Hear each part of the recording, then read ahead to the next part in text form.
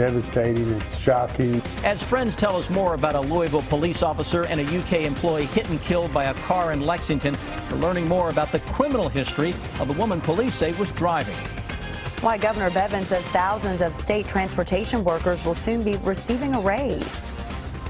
They scare some people, and they're becoming more common in Fayette County.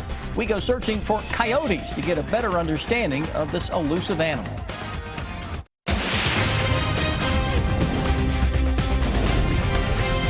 This is WKYT News at 6. Good evening to you. Tonight we are learning more about the woman Lexington police say hit and killed a Louisville police officer and a UK employee. A WKYT investigation looked into her criminal record. Police charged 26-year-old Suzanne Whitlow with manslaughter and DUI after the two victims were hit by a car on South Upper Street early Saturday morning. As WKYT's Sean Moody tells us, this was not Whitlow's first DUI. He begins our top story team coverage. Whitlow hasn't been here to Fayette District Court yet for this case, but she has been here in the past. Records show this is not the first time she's been accused of driving drunk. In fact, a case file shows she just completed a DUI education course last month. The first time Suzanne Whitlow was arrested for DUI was a little over 2 years ago. A Lexington police officer pulled her over near New Circle and Nicholasville Road for speeding 22 over the limit. The officer said Whitlow had an odor of alcohol, glassy eyes, and was unsteady. Records show Whitlow didn't show up for a hearing in October 2014, and a warrant was issued for her arrest. Whitlow was arrested again in January of this year on charges of probation violation and non-payment of fines. In July, the court ordered her to go to a substance abuse education treatment program. Records show she completed that program on September 18th, just a few weeks before police say she hit and killed two men while driving drunk early Saturday morning. A woman who answered the door at Whitlow's home said the family had no comment except that they're praying for everyone involved. There's a memorial to those two men, Louisville Police Detective Jason Schweitzer and UK employee Timothy Moore, at the corner of South Upper and Boulevard, just around the corner from where they were hit. UK senior Sean Willard said it's hard to think about what happened here. I mean, it's just scary that, two guys that were just minding their own business got, happened to be in the wrong place at the wrong time. Now, it's not clear exactly when Whitlow will be here in Fayette District Court to answer to those charges. Police say she's still in the hospital. In Lexington, Sean Moody, WKYT. Friends and family have been remembering the two people killed in that crash. They say that Louisville Police Detective Jason Schweitzer was asking UK employee Timothy Moore for directions when the two men were hit by the car. And this afternoon, some of Moore's friends talked to us about him. WKYT's Garrett Weimer continues our top story team coverage. Co-workers say Tim Moore was low-key, had a good sense of humor, and was well respected. We're told he worked here at UK for 14 years. Moore worked third shift at UK's central heating plant. We're told the Navy veteran had 3 kids and 12 grandkids. Couldn't say enough about them. Adored them. Sean Altizer worked with Moore for about 5 or 6 years. He told us story after story about what he'll remember most about his friend. He says Moore was proud of serving his country and proud of his family. And he showed the picture of his kids getting married, of his sons getting married. Couldn't stop talking about them. I asked, how old are they? And what can they tell me? He must have talked about them for 3 hours. I loved every minute of it. It's been tough for them ever since Moore was hit and killed right outside over the weekend. Employees say there's been a lot of hurting here. Once you got to know him, he was a good guy, and people respected him. I mean, he was respected in our organization. UK brought in grief counselors to help in this difficult time as they come to grips with losing their co-worker and their friend. At the University of Kentucky, Garrett Weimer, WKYT. For more coverage on this story, go to our website, WKYT.com. We'll also have updates on the WKYT News app. Grief counselors were at Adair County High School today after 2 students died in a crash. Police say 15-year-old Macy Drake and Abby Curry died Friday when their off-road vehicle hit a truck on Highway 206. They say a 14-year-old middle school student was critically injured in that crash. Drake and Curry were sophomores at Adair County High School. School leaders say they're doing what they can to help students. And instead of us telling kids what they need to do, what they need to think, This is a day for us to listen to students and let them grieve properly. State police say they believe the off-road vehicle didn't stop at an intersection and hit that truck. New tonight, many state transportation workers will soon be receiving a raise for the first time in 10 years. Governor Bevin made the announcement this afternoon in Frankfort. He says about 2,600 Kentucky Transportation Cabinet workers will see an average increase of $3.20 an hour. The governor says the cabinet has had a high turnover rate the last few years, and he hopes the raise will help keep workers from leaving. We've looked at what kind of a pay scale will allow us to not only attract people, but to keep them, and to ensure that we are taking care of those of you who are taking care of us. That raise will go into effect by January. The governor says he and his staff will look at other state departments to see where pay raises are needed. Some great weather tonight as children begin trick-or-treating around the bluegrass, and the unseasonably warm temperatures will continue, at least for a little while. Chief Meteorologist Chris Bailey has an early look at that forecast. Chris? Hey, happy Halloween, guys. Happy Halloween, everybody. Weather out there today, picture perfect. A little bit of cloud cover continuing to thicken up out there as we say goodbye to our sun. Hey, it's 6 o'clock. Trick-or-treaters, you're hearing ding-dong.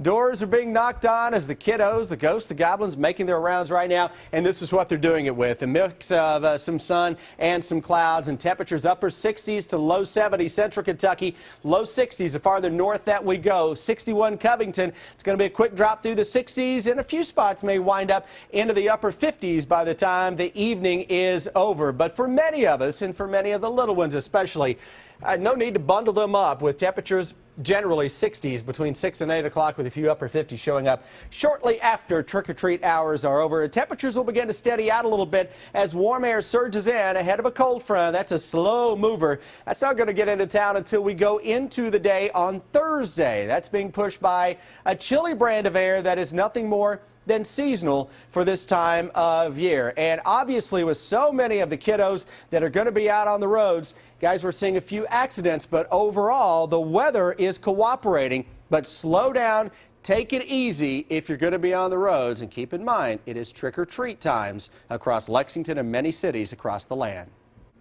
If you've heard them before late at night, you know there aren't many things more frightening sounding than a pack of screaming coyotes. Even on the edges of Lexington developments, coyotes are making a home. Recently, we went out with a coyote tracker to learn more about these animals, to understand the threat to people and other animals like livestock and pets, and also how they benefit the wildlife environment. To make sure the wind. Business is good for Bill Abernathy. I'm turning down about half the calls I get already. I just can't get to them. It's midnight, and Bill Abernathy has a full night of work ahead. The main things I deal with are raccoons, squirrels, skunks, possums, rats, mice, and coyotes. On this night, he's looking for coyotes. They're just super adaptable. They're pretty much everywhere. You'd really be surprised. There's a lot more of them around than people think. They don't see them. For probably every one they see, there's probably 10 or 12 they don't. Coyotes have a powerful sense of smell. It's a really big deal for cattle farmers, especially come calving season. Those coyotes know it. They smell the afterbirth, and they kill the calves. Coyotes are not known to threaten people, but there was a large coyote, and a smaller coyote standing at the fence post, and they actually approached my daughter, even with her screaming. Lynn Rushing's children raise chickens and ducks, among other things, on their farm just off of Jacks Creek Pike. They crossed a line. They took too many, and then when they were close 75 feet from my front door step, and they were coming and approaching my daughter, then I have a problem. The Rushings needed help. Dozens of ducks and chickens had disappeared. So the Rushings fought back, hiring Abernathy to help get rid of the coyotes. And they now have a Great Pyrenees named Dixie patrolling the farm at night. She will bark aggressively to try to keep them off the property, but if they come on the property, she's going to chase them until they leave. Biologists believe the coyote is also a misunderstood animal that actually benefits the environment it lives in. There's a lot of things that coyotes do that benefit us. Obviously, they control small mammal populations, rabbits, mice. These are some of their favorite foods, and they do really well on rodent control for us. Lindsay McCullum is a wildlife biologist based in Frankfurt. She says killing the coyote is not the way to control it. You can do some different fencing options to keep them away from your livestock. You can also use guard dogs, and guard donkeys have been shown in studies to be highly effective to keep your herd safe. The wind's in our face, which is ideally what we want. During our search in the middle of the night, we had hoped to hear some coyotes and maybe even see them. How do you get the attention of coyotes? I use an electronic call. It's called a Fox Pro. It's got a speaker unit with a remote, and I can choose from hundreds of sounds. Bill places a speaker on a fence post. This is the remote right here, and I can just scroll through here and pick up which sound I want.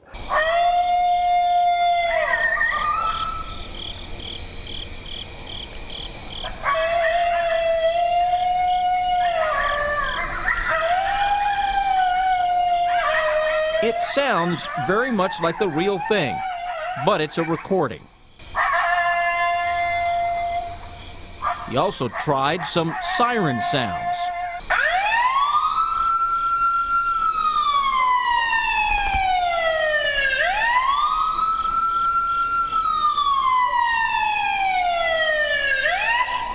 In the distance, we thought we could hear the howling of coyotes, but we certainly didn't see any. Abernathy says they're out there and here to stay.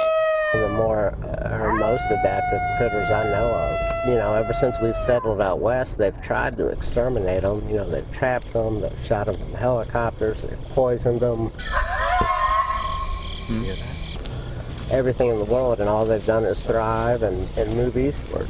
What we should be looking at is other options as solutions that are going to end up as coexistence with these animals, because they're not going to go anywhere.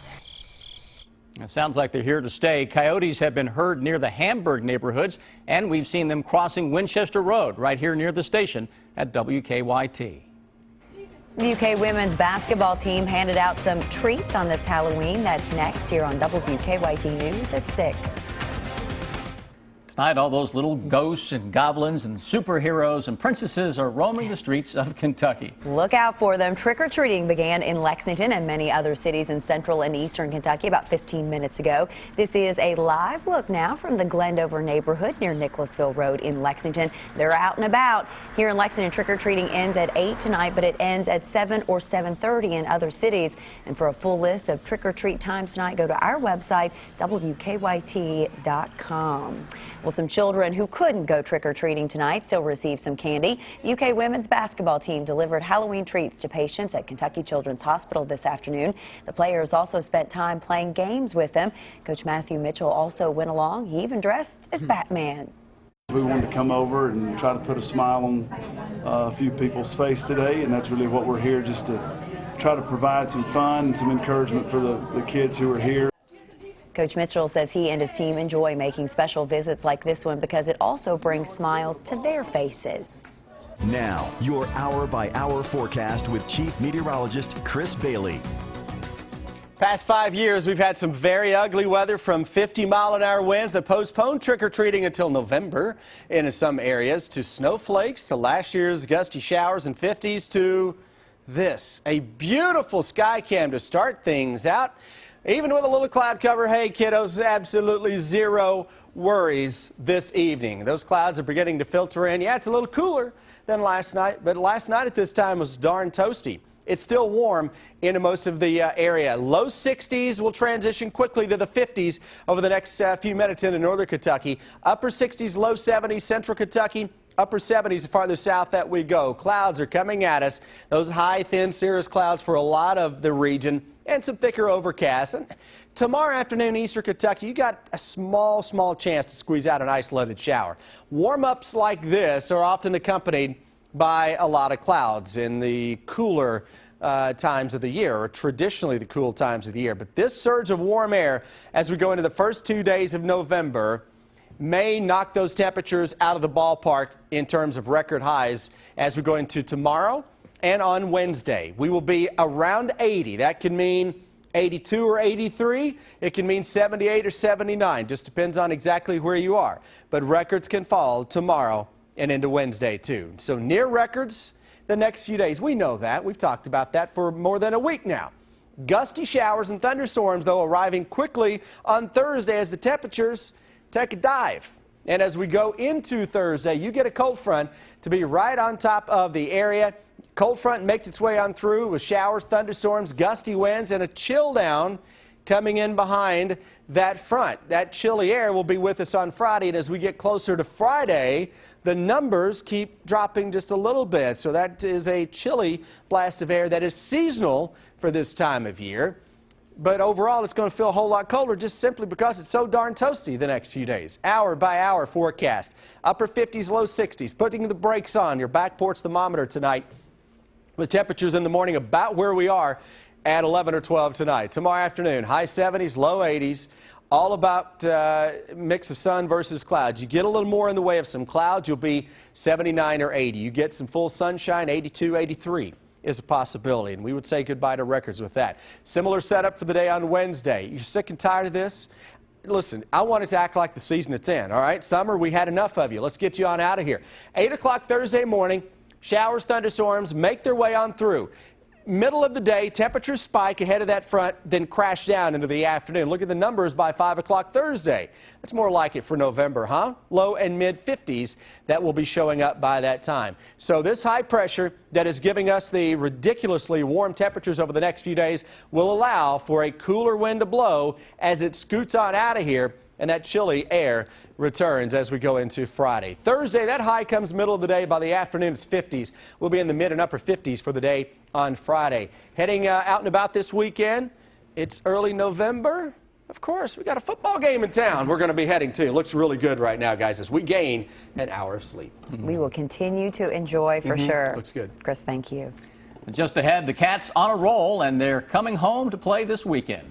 Well, as you know, this team has made quite a comeback, but is it satisfied with a lot of football still left to play? And we look back on last night's exhibition and the big shots down the stretch. That's next on WKYT.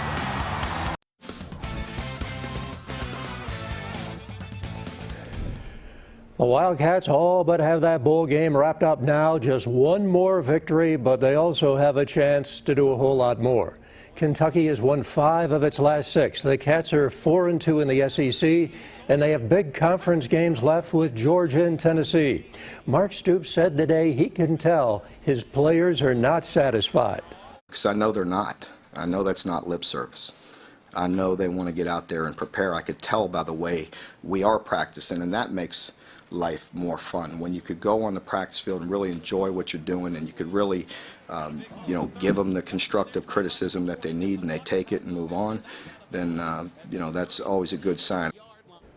And it's Georgia coming into Commonwealth Stadium Saturday night, and coming off that loss to Florida. Kickoff will be at 7:30 on the SEC Network. We will have to wait another week to learn the game time for Kentucky and Tennessee in Knoxville. CBS has exercised a 6-day option for the November 12th games, meaning the game time and TV networks for the UK-Tennessee game and 4 others in the conference won't be announced until next Monday. Tennessee running back Jalen Hurd is leaving the Vols program. Butch Jones confirming the reports today that Hurd will leave, adding that he believes the team chemistry could improve in the running back's absence. Hurd was the Vols' leading rusher, 451 yards, 3 touchdowns. He ranks as one of the program's all-time leading runners across his 3-year career. Well, the Kentucky basketball team was dominant in that exhibition opener last night, beating Clarion by 57. No one played poorly. 6 Wildcats in double figures, led by 15 from freshman Malik Monk. Bam Adebayo had a double-double, 13 points, 14 boards. Isaiah Briscoe also had a double-double, 11 points, 11 assists. But, the biggest shots of the night came right down the stretch. 3-pointers by Brad Calipari. The second one banked in as he was fouled. Well, I had my back to the first one, and I kind of just turned and saw him shoot it, and it went in. I was happy for him. And then the second one, which was kind of a lucky one, but he had the courage to try to shoot it. And I may even get a kiss from my wife tonight. And the preseason AP poll is out. Kentucky is ranked second behind Duke. The Wildcats receiving just 2 of the 65 first-place votes. 5 preseason top 25 teams are on the Cat schedule, including 3rd-ranked Kansas, 6th-ranked North Carolina, 12th-ranked Michigan State, 13th-ranked Louisville, and 16th-ranked UCLA. And Derby winner Nyquist has been retired and will begin his stud career next year at Darley's John Abel Farm. The 3-year-old colt won his first 8 starts with 5 Grade 1 victories before losing his final 3. Nyquist was withdrawn from the Breeders' Cup Classic last weekend because of a puffy ankle. Darley says his stud fee will be $40,000. He provided a lot of excitement. Sam Amber, back to you. He did. Thank you, Rob. A final check of your First Alert forecast with Chris is next. And then on the CBS Evening News, there are new details on the FBI's relaunch of Hillary Clinton's email investigation, but there are still some unanswered questions. Neighborhoods are just crawling with trick-or-treaters right now. Yeah, they are. You know, I was over at Elkhorn Elementary in Frankfort earlier today, and I told them this is my everyday costume. This isn't me dressed up, people, all right? It looks good this evening for the trick-or-treat. Coming up on CW, Bill Bryan joins us about the U.S. Senate race and that debate tonight. Have a good night.